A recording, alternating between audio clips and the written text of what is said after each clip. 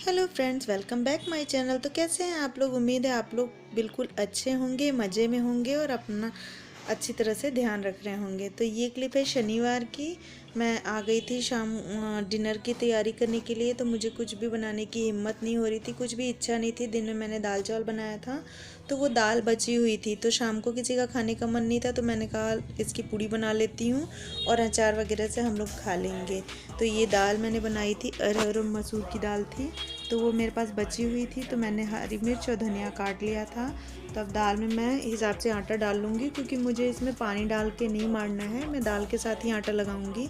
तो उसी हिसाब से मैंने इसमें आटा ले लिया है। साथ में थोड़ी सी लाल मिर्च कुटी हुई, थोड़ा सा काला नमक स्वाद के हिसाब से, और हरी मिर्च जो मैंने काट के रखी थी वो डाल दिया है।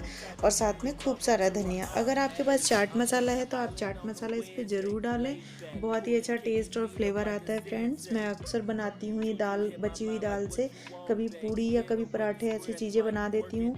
तो एक तो हेल्दी भी होता है, बच्चों के लंच के लिए भी मैं बना के देती हूँ बराबर।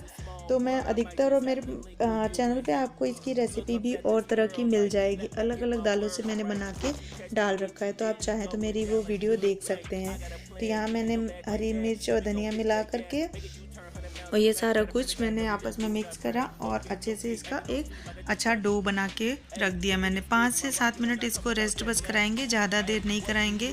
और फ्रेंड्स, मेरा वीडियो थोड़ा सा लेट हो रहा है क्योंकि मेरी तबीयत सही नहीं रह रही, वॉइस ओवर करने में थोड़ी प्रॉब्लम हो जा रही थी, इसलिए मेरा वीडियो थोड़ा सा लेट हो रहा है। तो ये पूड़ी में बना ले रही हूँ और यहाँ पे श्रेयस मेरे से बातचीत कर रहा था, स्कूल के बारे में अपना कुछ कुछ बता रहा था।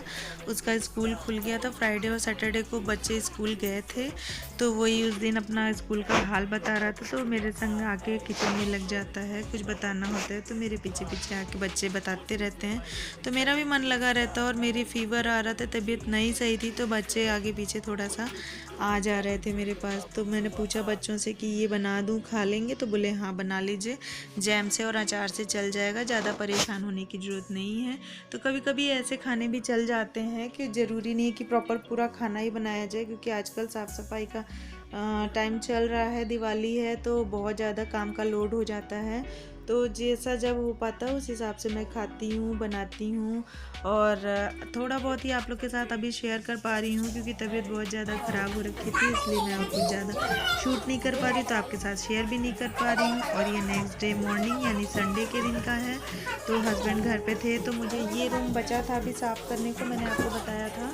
तो इसलिए मैं और ये दोनों सुबह ही लग गए थे कि ये पूरा रूम क्लीन कर डालते हैं। और यहाँ श्रेयस को देखिए, श्रेयस गुस्सा कर रहा है शोभी पे, क्योंकि शोभी थोड़ा बहुत क्लिप ले रही थी और हम दोनों सफाई में लगे हुए थे। तो श्रेयस ने बोला मैं मक्खन ब्रेड सेक देता हूँ और दूध है तो दूध के संग सब लोग इसे ही खा लेंगे। मैंने कहा और कुछ खाने की इच्छा भी नहीं है। तो श्रेयस वही हेल्प कर रहा है और शोभी घूम घूम के मेरा थोड़ा बहुत व्लॉग शूट कर रही हैं। तो यहाँ पे नीचे की क्लीनिंग वगैरह सारा कुछ हो गया था, साफ़ सफाई फर्श की। हस्बैंड भी नहा के पूजा करने चले गए थे और मैं ये अपने कपड़े अरेंज करी थी, क्योंकि उस समय दशहरे के समय मैंने निकाल के रखा था, नवरात्रि में 9 दिन अलग अलग तरह के, तो वो सारे कपड़े थे तो मैं एक जगह इकट्ठे करती चल रही थी धुल धुल कर। तो वो मैंने सारे यहाँ पे निकाल के रख लिए कि इसको अरेंज करके अब मुझे बेड के बॉक्स में डाल देना था, क्योंकि अब साड़ियाँ ज़्यादा पहनी जाएंगी नहीं। तो इसलिए मैंने सोचा कि सारा कुछ समेट करके मैं रख देती हूँ। हालांकि ये बोल रहे थे कि बाद में कर लेना, मैंने कहा नहीं अभी हो जाएगा तो ठीक है, वरना फिर नहीं कर पाऊँगी इतनी जल्दी, क्योंकि तबीयत नहीं सही चल रही है, मुझे दवा लेनी पड़ रही है 2 से 3 टाइम। तो मेरा काम चल रहा है। खैर कोई बात नहीं, ये तो होता ही जाता रहता है, शरीर है तो कुछ ना कुछ प्रॉब्लम होती ही रहती है। और ये आपको रूम थोड़ा सा अस्त व्यस्त इसलिए लग रहा है क्योंकि नीचे की क्लीनिंग और डस्टिंग हो चुकी है, बस सामान थोड़ा फैला हुआ है, तो वही मैं समेटती चल रही हूँ ताकि रूम फिर पूरा एक सा अरेंज हो जाए। और फिर ये देखिए मेरी सारी साड़ियाँ, लहंगा, ये सब बिखरे हुए हैं, तो वही मैं उन्हें ऑर्गेनाइज़र बॉक्स में डाल के सारा ऑर्गेनाइज करके और बेड के बॉक्स में डाल दूँगी। तो छुट्टी का और ये सारा मैंने अलग करके सब रख दिया। फिर नहा धो के हमने लंच किया और फिर ये शाम को मैंने मशीन लोड कर दिया, क्योंकि इतनी ज़्यादा मशीन में कपड़े वो रखे थे कि धुलना बहुत ज़रूरी था। इन्होंने बोला कि मत धुलो, 1-2 दिन बाद धुल लेना। मैंने कहा नहीं, लगे लगे मैं कर लूँगी, वरना उसके बाद और भी हिम्मत नहीं होगी। तो वो एक लॉट मैंने धुल के ये देखिए डाल दिया था सारा, और अभी मशीन चल रही थी। करीब रात 8 बजे तक मैंने मशीन में कपड़े वॉश किए। फिर हमें एक जगह भंडारे में भी जाना था। इन्होंने मुझे एक बार बोला नहीं कि हाँ चलना है, कब चलना है।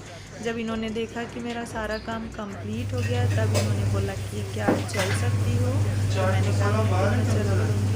तो फिर उसके बाद कपड़े ये सब धुल ही रही थी मैं, तो इन्होंने बोला कि चलो शाम की मैं चाय बना लेता हूँ। तो फिर ये जहाँ पे चाय बना रहे थे और साथ में ब्रेड का उपमा बनाया था। और ये देखिए फिर हम लोग पहुँच गए थे भंडारे में, क्योंकि भंडारे का ऐसा रहता है कि हम मना नहीं कर सकते, प्रसाद होता है ये।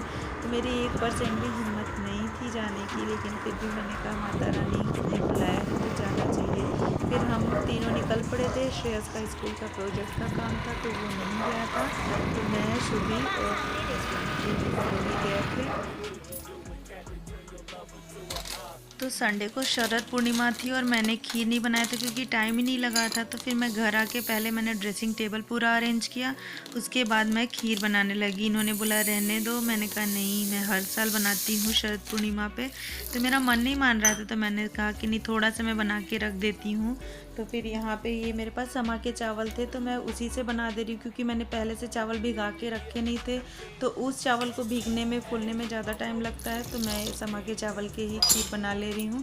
तो थोड़ा सा शुभ करने के लिए मुझे बनाना था, तो मैंने थोड़ा सा दूध चढ़ा दिया, करीब 2 गिलास के करीब। और ये समा के चावल मैं धुल करके उसमें डाल दूँगी और धीमे धीमे पक जाएगा। ये समा के चावल के खीर बनाने में मुश्किल से 5-10 से 10 मिनट लगता है, इससे ज़्यादा टाइम नहीं लगता है। चावल की खीर बनाने में, कढ़ने में बहुत ज़्यादा टाइम लगता है, तो आज मेरे पास बिल्कुल टाइम नहीं था। ये रात के 9:30 बज रहे थे जब मैं ये खीर बना रही थी। तो मैंने कहा क्योंकि हम लोग की बिल्डिंग के सीध में अपोजिट साइड चंद्रमा आने में बहुत टाइम लगता है, तो मैंने कहा तब तक खीर ठंडी हो जाएगी और फिर मैं उसे बालकनी में रख दूँगी। तो यहाँ सिंपल मैंने चावल के खीर बना लिया था। मैंने ड्राई फ्रूट्स वगैरह इसमें नहीं डाला क्योंकि हम लोग को नहीं पसंद आता है इसमें। बस मैंने इसमें केसर के थोड़े से धागे डाले थे और स्वाद के हिसाब से चीनी डाल के और इसको पका लिया था। और बस ये थोड़ा ठंडा हो गया था तो मैंने इसको रख दिया था रात में बालकनी में चेयर पे करके। बहुत अच्छी खीर बनी थी। और देर रात करीब 2-2:30 बजे के आसपास मैं जाके मैंने चेक किया तो चंद्रमा की रोशनी प्रॉपर इस पे आ रही थी। तो वो सब मैं नहीं दिखा सकती थी क्योंकि मेरे बालकनी में चंद्रमा की रोशनी बहुत कम आती है, आसपास बिल्डिंग है इसलिए। तो बहुत अच्छा लगा। और फिर नेक्स्ट डे जो है मैंने सबको सुबह ब्रश करने के बाद प्रसाद के रूप में यही दिया पहले खाने को। तो सबको बहुत पसंद आया और मुझे भी तसल्ली होगी कि मैंने अपना जो मैं करती हूँ शरद पूर्णिमा के दिन वो मैंने अपना काम कर लिया था। तो बस यहीं तक की थी मेरी ये वीडियो फ्रेंड्स। अगर पसंद आई हो तो एक लाइक कर दीजिएगा। चैनल पे नए हैं तो प्लीज़ चैनल को सब्सक्राइब कर लीजिएगा, बेल को भी हिट कर दीजिएगा जिससे मेरी अगली वीडियो की नोटिफिकेशन आप लोग को मिल जाए। और ये नेक्स्ट डे मॉर्निंग में